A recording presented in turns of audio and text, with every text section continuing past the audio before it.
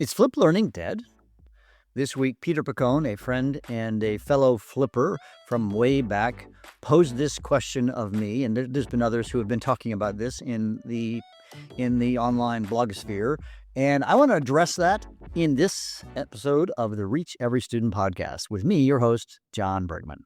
Recently on Peter's Medium channel, he posted a pretty lengthy article about the future and the history of flip learning. He talked about flip learning 1.0 with Aaron and I, Aaron Sams and I, when we first jumped into it, and we were doing workshops on what we had discovered or figured out how to do. And then he said that was he called that flip learning 1.0. And then he says flip learning 2.0 is where a lot of like polished people started making videos. And as a side note, and he said that he wondered if John, me, had embraced that. And I think he hit on an important point that I've often wondered. One thing that Aaron and I were always good at is we were pretty good presenters. And so when we made flipped video content, it was a relatively high quality, not super polished. Like, there were some sort of teacher influencers, Paul Anderson, Hip Hughes, all those guys. They made some amazing sort of explainer videos on YouTube that got millions and millions of followers. I always still felt, and I still do, that the best content is made by the teacher because it's more real. And I was just, in fact, talking with a teacher here at the school that I teach at, and we were having this conversation. He'd use some flipped content in his Latin classes, and it just never quite set right with him. And then I was working with him just a couple days ago to make some flip videos that he would make. And then Peter starts talking about Flip Learning 3.0, which I helped establish when I was part of the Flip Learning Global Initiative. And he had some critiques, and I'd let you read his article. I think he may have some points there. And then, so again, what he's doing is he's giving us the history of flip learning and then charting something forward. And then he says COVID and the collapse of flip learning. He feels like that COVID, because what happened during COVID is so many teachers were forced to a sort of a semi-flip model. They were creating online video content. And then when the parents saw that online flip content, he said the poor quality made parents angry. It was such a difficult time, and it put a really bad taste in the mouths of teachers, parents, communities of flip learning. And maybe there is some of that, but I would also argue there were other factors. I think just forcing kids in front of screens for hours and hours on end, we began to realize how bad screens have been for kids. Something I've certainly been talking about in many of the articles is that we need what we have done to our students by giving them screens has actually harmed them in so many ways. So he's got a good critique there, but I don't think that kills flip learning. I honestly am making the point that flip learning is the ideal solution in the age of AI. We're not going to get students and people away from screens, but what we can do with the flip learning environment is that we can get students to use that screen time for not, destructive social media, to not have them use it for, even just silly cat videos, or, there's a dark side to the internet. We all know that, and some of our students go down that path, but we're giving them quality educational content. And I think that really matters. And then Peter then says, and so what did I do just in the last hour or so? I've been doing a deep dive on ChatGPT, asking ChatGPT, basically, is flip learning dead? And some interesting stats. I asked it to look at all of the academic research. And the first thing I did, as I said, plot a graph of academic papers from 2005 to the current. And what you see in terms of research papers, I've seen this. Robert Talbert has posted this, but I wanted some up-to-date data. And this trend graph makes a lot of sense to me. Basically, in 2012, there was a huge interest in flip learning, and a lot of that maybe is because of the book. That's when our first book, Flip Your Classroom, got published. And then it was exponential growth over a number of years. It kind of flattened out in 2018. And then there was a huge spike again right around COVID, which makes a lot of sense that there were a lot of people who were grappling with the idea of how do I teach in light of this. And then since COVID, there has been a drop off, but the drop off still goes back to 2018 levels. And so there is still an interest. And so then I asked Chat, I said, tell me why is this happening? And they said, possibly because it is now an accepted modality. Flip learning is now just part of the educational landscape and whatnot. But I kept going deeper. I said, how many teachers are flipping their class?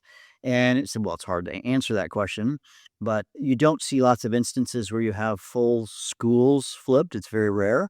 I know that to be true. I've just not heard of that very much. There's been a few places you could say are doing that on a school-wide basis, but it's kind of one-offs.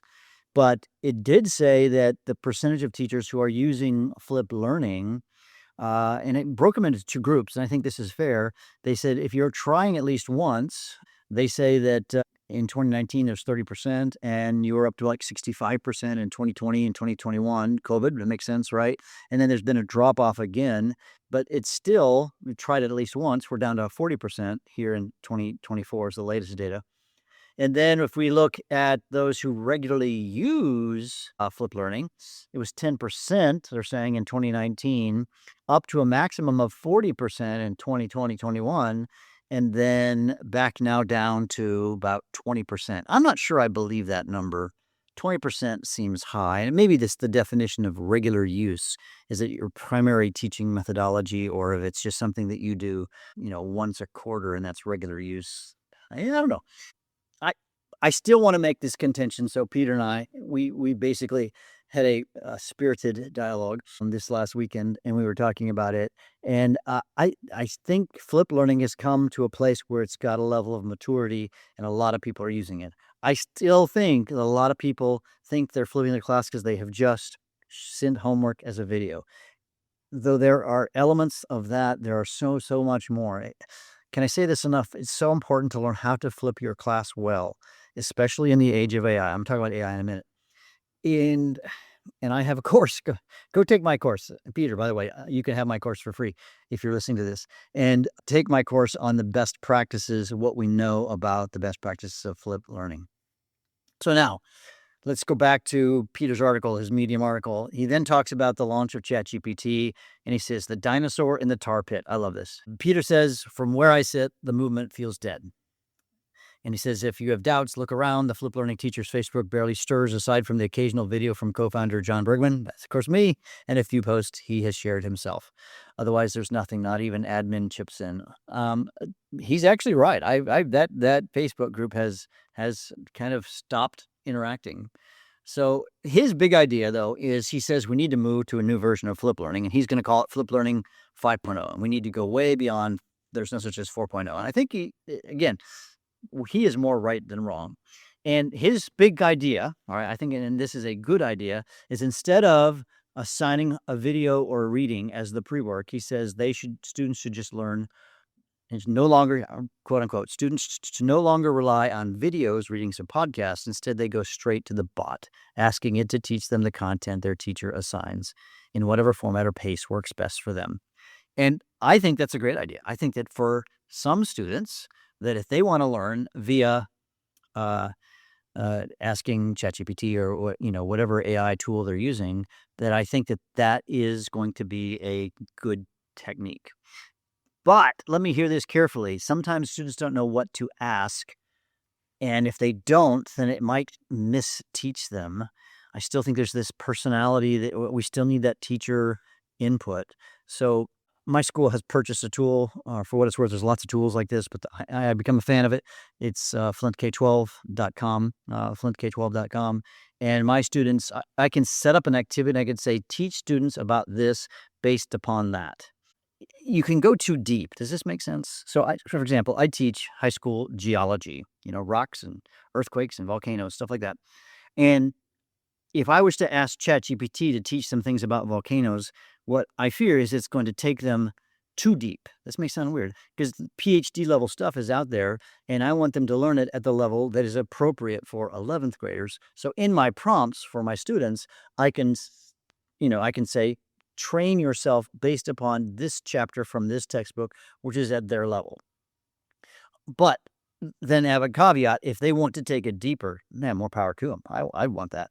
But I don't want to confuse them with so many facts that it's cognitive overload.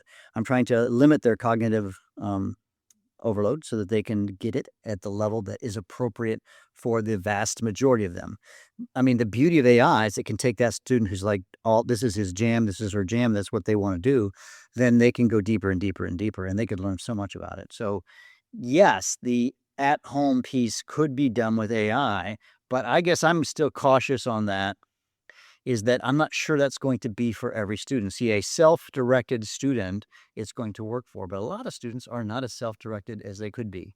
Now, we might argue, well, the point is we want students to become self-directed learners. I 100% agree, but I live in reality with students who come into my class every day, and I don't know if your kids are like mine, but not all my kids are as self-directed as I would wish they were. Some are, but some are not, and so some of them need a little more hand-holding, I guess.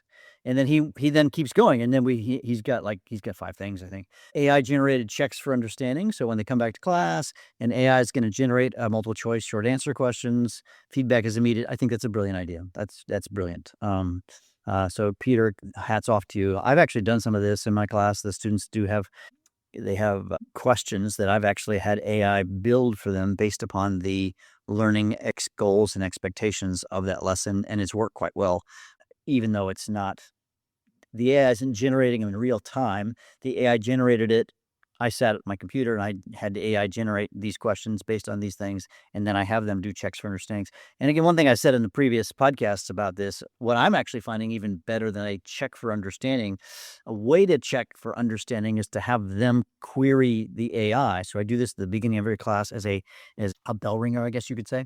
And what I have my students do is I have them ask AI a question about what they had learned, and then I can see and then it answers them, and then ask them a deeper question, and then they have a dialogue that lasts 6 minutes. I've limited to 6 minutes, and it's really been a very powerful way to get the conversation going in a given classroom.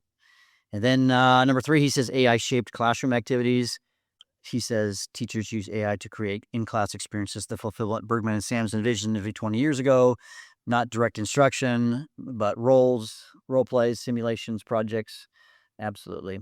I think the AI can do that. I feel like maybe what he's saying, and maybe I'm wrong, so Peter, correct me if I'm wrong, is you're saying that the AI is gonna create these things automatically. I still feel like the teacher has a huge role in this. So I create the activities, by and large, or I find them from resources from other teachers or out on the internet or from my curriculum guides or whatever. There are tried and true activities in so many content areas that just make sense. So I'm going to default to that. Clearly, in a class of mine, which is science, some of these is limited by the materials I have. How many different mineral samples do I have in a geology class? Or, do I have this particular chemical in a chemistry class? That thing matters because they need to, if you're going to be a scientist, you got to do science. That just to me, that's dumb to not do that. And then AI supporting their classwork, number 4. Actually, it's 7 things. I thought it was 5. AI supported classroom work, 100%. 100%. They get stuck on things. AI can support them. I'm totally for that, and et cetera. AI for in-class group accountability. I like this. He says during group work, teachers use AI to generate checks for understanding that reveal what each group and even each student within the group has actually grasped. I'm seeing that with this tool that I use, this Flint K-12, is that automatically it gives me feedback, strengths, weaknesses, and next steps with each student, but also it'll do it per group. And the AI is just brilliant at these things. And so if you're using AI as an assessment tool, then it gives you, the teacher, some very, very positive feedback. And I think the loop is going to only get better that as the software companies develop this, it can then chart the next step. I mean, I think the holy grail, guys, down the road, if we can figure out the details, this is still not there. I mean, there are some schools who say they're doing it and probably are, but yeah, for example, the Alpha School in Austin, Texas, and there's kind of one of the most famous ones. They have their students come to school in the morning, and they learn via AI. They don't have actual classes, and then in the afternoon they do more project-based learning, and they have lots of challenges that is more student directed. So they're learning their core content just via AI. I'm not sure what I think about that. I've had some people who've actually introduced me to some of the folks at that school, and I've yet to go visit it. I am intrigued by that model. I worry that might be not replicatable across the vast majority of schools. I wonder if potentially that students who desire that model, go to that school, and so it fits very well. So it's going to be great for a lot of students, but not all students. Some students need a very much more of a structured environment that I think is going to help them. So I'm not again. I hope I'm wrong. I mean, I really think the holy grail ultimately is that personalized learning that gets to each student. But I've also had some issues with that when I've tried to personalize the learning, and then what happens. I've shared this on this podcast, just to be real, right? I was trying to do that with my geology class last school year, not this year, last school year, and my students, what they would do is they would take these AI assignments and they would have AI do the AI assignment and they would learn nothing. And so you have to be careful. Sometimes if you self-directed, it's one thing is self-directed in class, but if it's self-directed outside of class, I had too many students who um, were shortcutting even that process. So yeah. So, to address Peter, yes, I think flipped learning with AI is going to be a game changer. I 100% agree, and I think we need to adapt it to make it work. And honestly, as I've said in previous podcasts, I believe flipped is the ideal pedagogy in the world of AI. Teachers, hear me carefully. If you are sending home cognitively complex stuff and you think your students are going to do that on their own and not have AI help them, I think you're crazy. And so I have really endeavored this school year to try to move the hard stuff into class, which has always been the premise of flipped learning. And I can't tell you, this has been one of the greatest years of teaching. And I'm at whatever, 6 weeks into the school year, and the students are connecting. I'm finding better ways to use AI. The students are doing the hard work. They appreciate it. They're not just going home and getting stuck. And if you talk to them, as I talk to my students, they are thinking about AI, I think, in good ways. Some of them are using it as a crutch, but again, I talked with them. I listened to my previous podcast about this. We had a fascinating conversation about when and how to use AI in the learning process. And I mean, the big takeaway is don't use it to replace thinking, but to enhance thinking. And I think that's the message that they're getting, and they're starting to see what that might look like. What I hear from my kids is honestly, mostly with AI, they're a little bit afraid. We talked about it yesterday with one of my class, and my student says, I think it's going to take over the world. She was talking a bit tongue in cheek, I think, but she wasn't completely. And they're worried that when they get out of college or wherever they head, that job won't be there anymore because AI is going to take it. That is scaring them in a negative way. So yeah, is flipped learning dead? No way. Does it need an update? Yes. I mean, everything does. Everything's going to need an update in the world of AI. But I think, honestly, as we think this through, help me think it through, right? As we think education through, what is it going to look like and how are we going to make this happen? That is the key. So I want to thank Peter publicly for challenging my thinking. I love people who push my buttons, and I want to be somebody who learns and continues to think and be challenged and be humble enough to, hey, I'm wrong. And if I'm wrong, boy, tell me. And I want to listen. And so yeah, is flip learning dead? No. But does flip learning need an update?